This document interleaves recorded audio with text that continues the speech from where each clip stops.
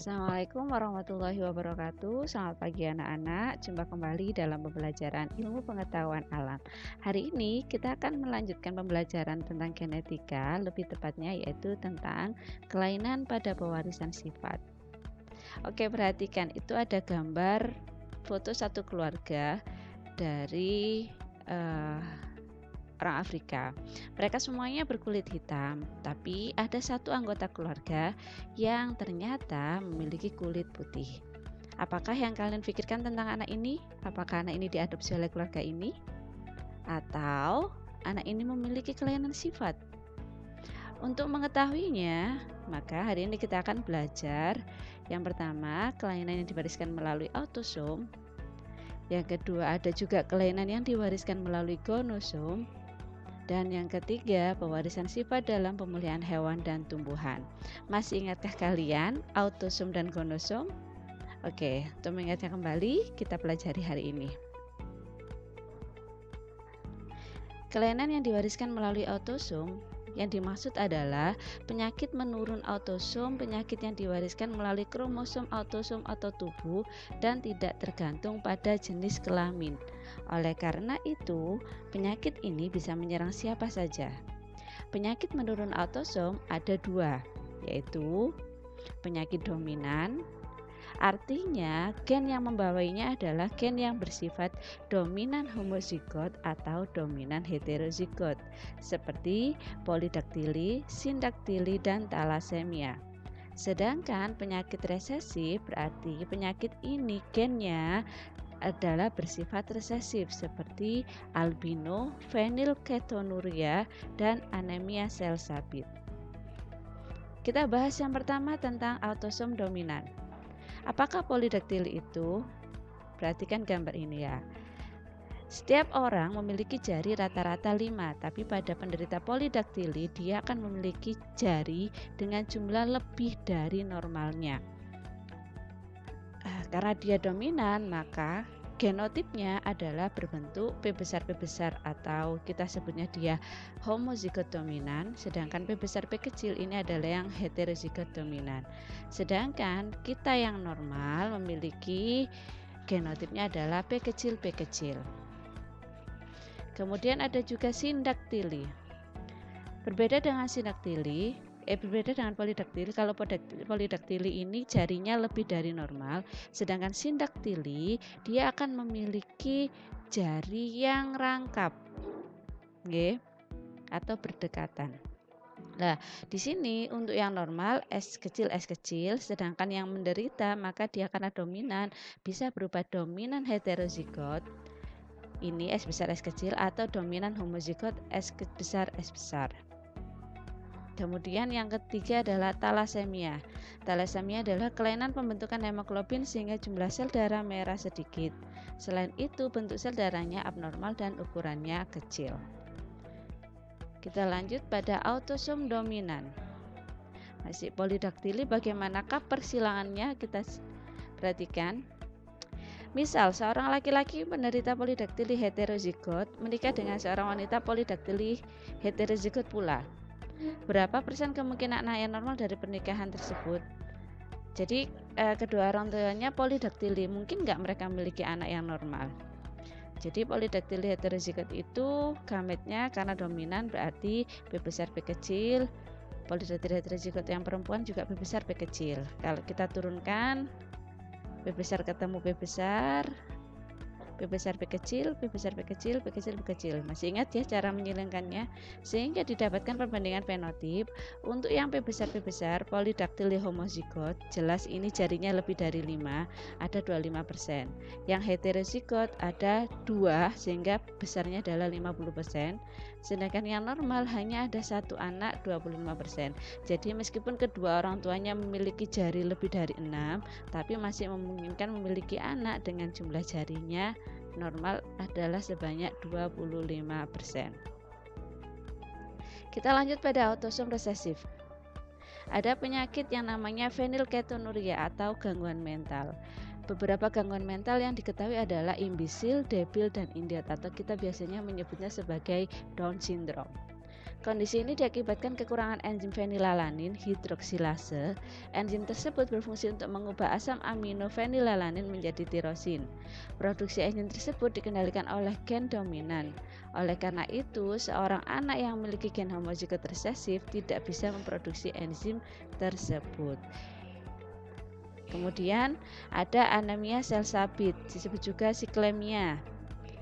Pada kondisi ini, eritrositnya berbentuk bulat sabit sehingga tidak bisa mengedarkan oksigen dengan sempurna ke seluruh bagian tubuh. Oke.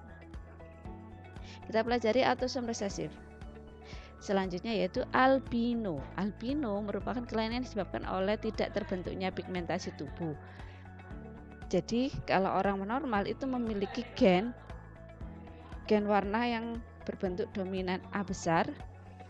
Orang normal akan mempunyai genotip A besar atau A besar A kecil, sedangkan yang albino akan memiliki genotip A kecil karena dia di sini adalah kelainan autosom yang resesif yang kecil.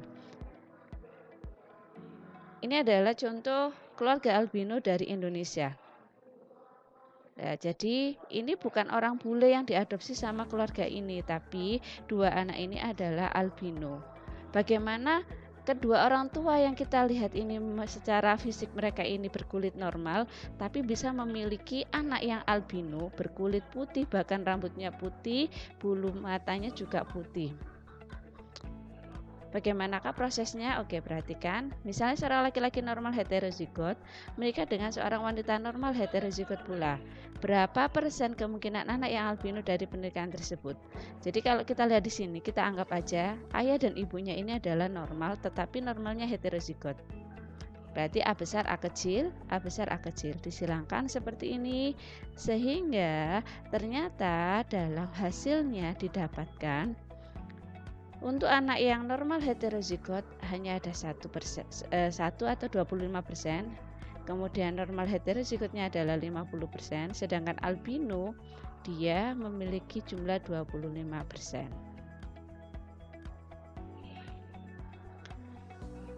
Selanjutnya adalah kelainan yang diwariskan melalui gonosom. Kalau tadi autosom tidak bergantung pada jenis kelamin, sekarang kelainan yang diwariskan melalui gonosom berarti kelainan ini berdasarkan pada jenis kelamin. Kelainan gonosom dibagi menjadi dua. Ada kelainan yang disebabkan karena terpaut kromosom Y. Kalau kromosom Y yang memiliki siapa? Laki-laki apa perempuan? Ya, kromosom Y hanya dimiliki oleh laki-laki XY. Sehingga penyakit ini hanya akan dialami oleh pria atau laki-laki seperti hipertrikosis dan Webetus. Kemudian kelainan yang disebabkan karena terpaut kromosom X ini dapat dialami oleh perempuan, juga bisa pada laki-laki. Contohnya adalah buta warna, hemofilia, dan anodontia. Oke, yang pertama kelainan terpaut kromosom Y. Penyakit apa sajakah yang bisa menyerang? Lah ini. Yang pertama adalah hipertrikosis. Alel resesifnya adalah H. Kemudian ciri-cirinya adalah rambut tumbuh pada bagian-bagian tertentu di tepi daun telinga. Sering dijumpai di India dan Pakistan. Kemudian Webetus, ini kakinya seperti kakinya bebek karena ada kulit tumbuh di antara jari-jari. Lah, kaki atau tangan yang berselaput ini menyerupai kaki katak atau burung air. Oke ya. Selanjutnya adalah kelainan terpaut kromosom X. Oke, perhatikan gambar ini. Kita belajar ini tentang apa kira-kira? Ya, ini adalah tentang buta warna. Ada tes tentang buta warna. Coba perhatikan gambar yang pertama ini. Angka berapakah ini? Ya, ini adalah angka 7. Kemudian angka 13. Kemudian angka 16.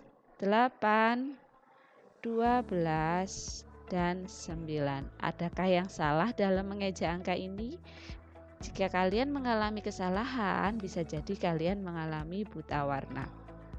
Apa sih sebenarnya buta warna itu?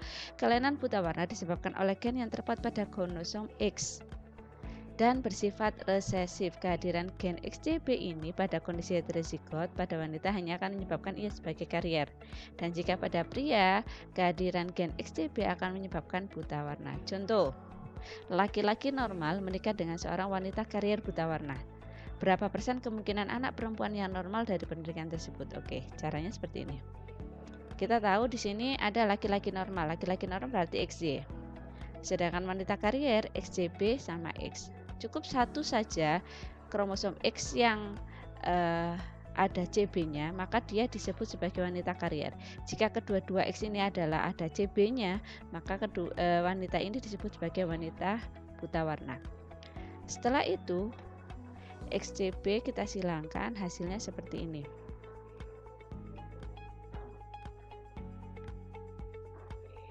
Sehingga didapatkan anak atau keturunan pada persilangan pertama yang normal ada 25%, kariernya 25%, laki-laki normalnya 25%, buta warnanya juga 25%. Sehingga kalau ditanya berapa anak yang normal, anak perempuan, ada 25%.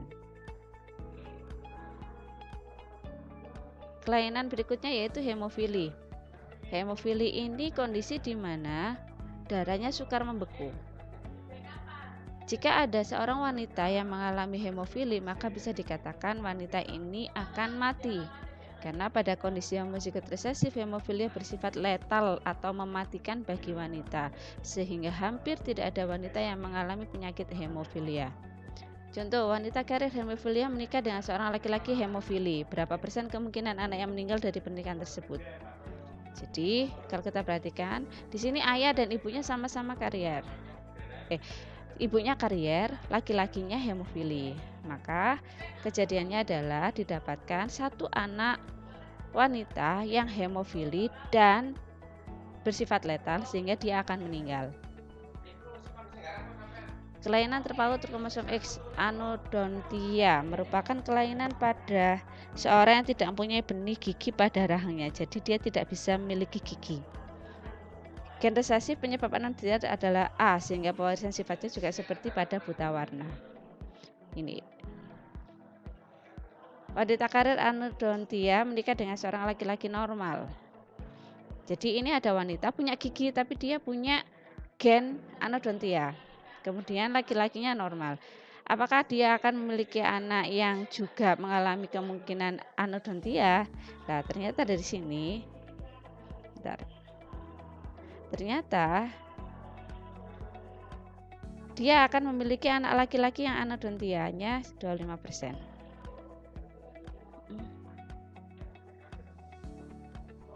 Ini harusnya XA kecil Y. Oke. Pewarisan sifat pada pemuliaan hewan. Lah, kita pada bagian yang terakhir ada pemuliaan hewan. Pemuliaan hewan ini dapat dilakukan dengan dua cara, yaitu bisa inseminasi buatan. Kenapa harus menggunakan inseminasi buatan? Ada beberapa manfaat. Yang pertama, dapat mengatur jarak kelahiran, dapat mencegah terjadinya kawin sedara pada hewan betina. Spermatozoa dapat dipakai dan disimpan dalam jangka waktu lama, menghindari kecelakaan fisik pada ternak yang biasa terjadi saat perkawinan. Kemudian dapat menghindarkan ternak dari penularan penyakit khususnya lewat hubungan kelamin. Yang kedua yaitu kawin silang melalui hibridisasi. Ada silang murni, silang dalam, silang luar, upbreeding. Nah, syaratnya supaya mereka bisa disilangkan adalah hewan berasal dari satu famili atau subfamilia, misalnya antara kambing dan domba. Oke, ini adalah beberapa contoh gambar hewan hasil pemuliaan. Ayam Leghorn atau kita bisa menyebutnya, orang Jawa menyebutnya adalah ayam horn.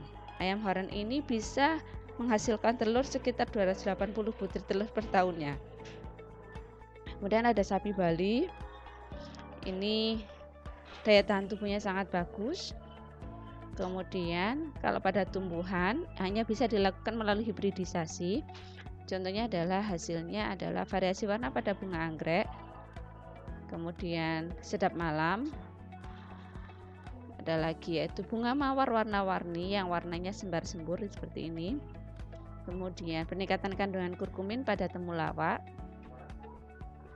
Ada juga ini adalah nangkada, nangka dengan cempedak. Oke, jadi kalau kita lihat secara sekilas memang nangka dengan cempedak itu hampir mirip. Nah, ini bisa disilangkan sehingga menghasilkan jenis baru yaitu nangkada, nangka cempedak. Kemudian ini adalah jambu biji tapi tanpa biji. Nah, ini kalau kita lihat dibuka dia tanpa biji.